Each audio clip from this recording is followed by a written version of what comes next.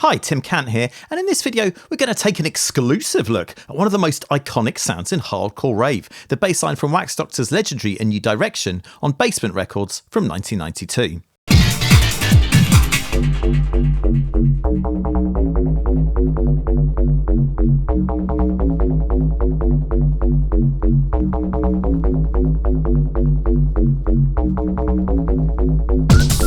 Now this might sound similar to a classic FM techno bass, but you can't quite get there with FM or subtractive synthesis, as I discovered in my video, A Beginner's Guide to Rave Stabs. In fact, there's only one piece of gear you can use to get this sound, and it's only available as pre-owned hardware, as there's never been a software version of this particular synth.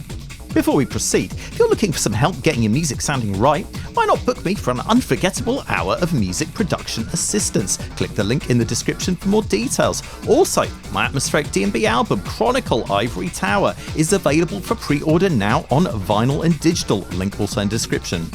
So, I asked New Direction's producer Ron Wells, aka Jack Smooth, about how he made the sound, and he told me that it was created with his signature kit, the Korg 01W. As noted in my video, A Beginner's Guide to Jungle Techno, Ron's work with the Korg 01W is responsible for some of the most evocative sounds in breakbeat hardcore and early intelligent D&B. What makes the 01W unique is its wave shaping capability. Yes, we can perform wave shaping in many ways, especially these days, but the 01W features dedicated waveforms for wave shaping that give us a sound it's impossible, or at the least hugely impractical, to create any other way. It's not just a handful of waveforms either, the synth features a whopping 60 waveforms that are dedicated to this functionality. Being a hardware synth from 1991, every addition to a feature set came with significant production costs, so Korg must have felt pretty strongly about this functionality. However, Korg didn't include this wave shaping capability on their later products, and the 01W still hasn't been made available in plugin form. So, if you want 01W wave shaping, the only way to do it is with the OG hardware. A while after I contacted Ron about the bass patch, I got a surprise. Out of nowhere, he sent me several screenshots of his jungle techno bass patch settings. I quote him verbatim. No need for sysex, as it's just a few settings. It's very close to New Direction. It is/was the exact patch, but I would have tweaked it over the years. Obviously, this was very exciting for me, living hardcore history, and what's more, I had a second-hand Korg 01W rack in almost perfect working condition. However, being a bit of vintage kit from 1991, it wasn't quite perfect and the display backlight had gone. This made it a real pain to program, and my plans to check the patch out were put on the back burner until last week, at which point I picked up a new display that could be used to replace the old one without doing any soldering. Something I haven't done since CDT lessons in, appropriately enough, 1991 or 1992. In fact, I had trouble even getting the old display out, and had to seek help in the form of a YouTube video. Funnily enough, the video I found on removing the display was created by none other than Fosby of Fosby & Coos, who released a bunch of hardcore tunes back in the day and more recently, so big ups to Fosby for that one. So here we are with a brand new and beautiful inverted LCD display. Let's check out the 01W's wave shaping capabilities using Ron's Jungle Techno bass patch to demonstrate how they work. Earlier I mentioned that adding functionality to hardware synths wasn't done frivolously back in the day, and when I started recreating the patch, I ran into a limitation of the hardware. There's no way to automatically initialize a program patch. This is something we take for granted in the software realm, but in this case I'd start with an existing instrument patch and just change all the parameters manually to match Ron's settings.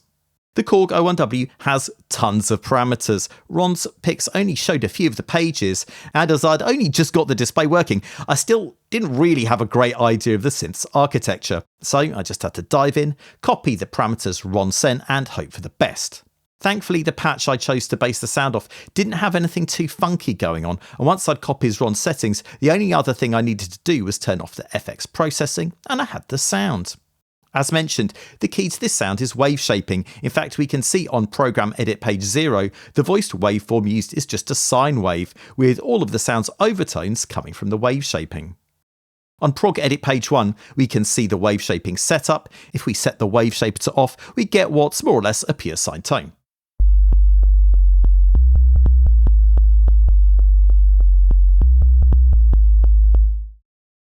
With the cursor at the bottom of the page, we can see the wave shaping intensity envelope, and this is what controls the amount of wave shaping over time.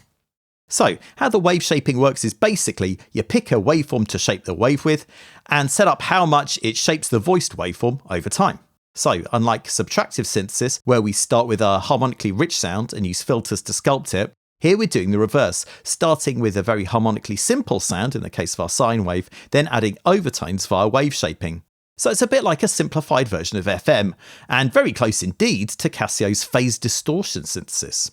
Casio's phase distortion synths only had a handful of waveforms for tone generation and phase distortion, but the O1W has hundreds of waveforms for voices, and as mentioned, 60 dedicated waveform shapes that can be used for wave shaping. So let's turn wave shaping back on and set the waveform to what Ron used back in the day, frequency 3.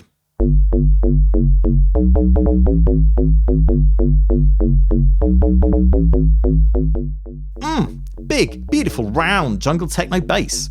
The amount of modulation drops over time, giving us a sound which has more harmonics at the start, and it quickly becomes simpler, giving us that punchy sound we know and love.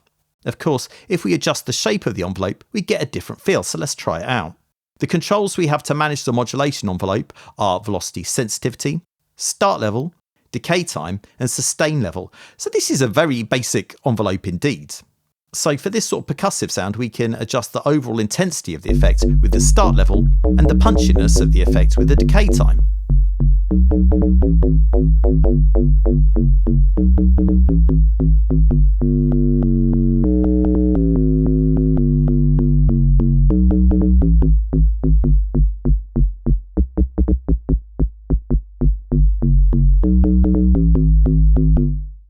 Pretty straightforward. The other thing we can do to affect the sound is change the wave shaping waveform, and as you can hear, some of the waveforms give us some intense FM-like results.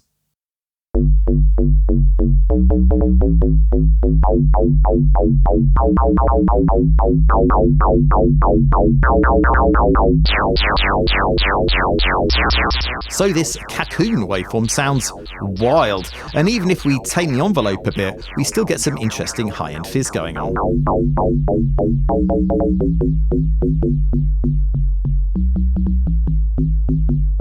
Here are some of the other available waveforms that I think give us interesting alternative versions of the sound. 6. Double sine.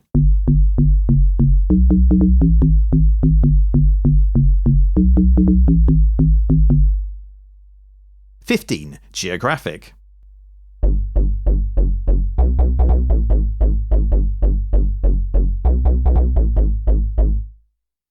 18. Profile.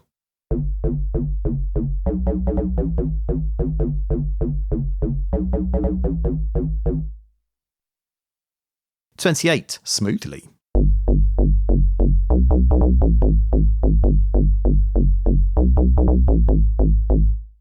'These might not be a patch on the original, pun not intended, but I think they show off in an albeit simple way the impressive timbre tweaking capabilities of the synth.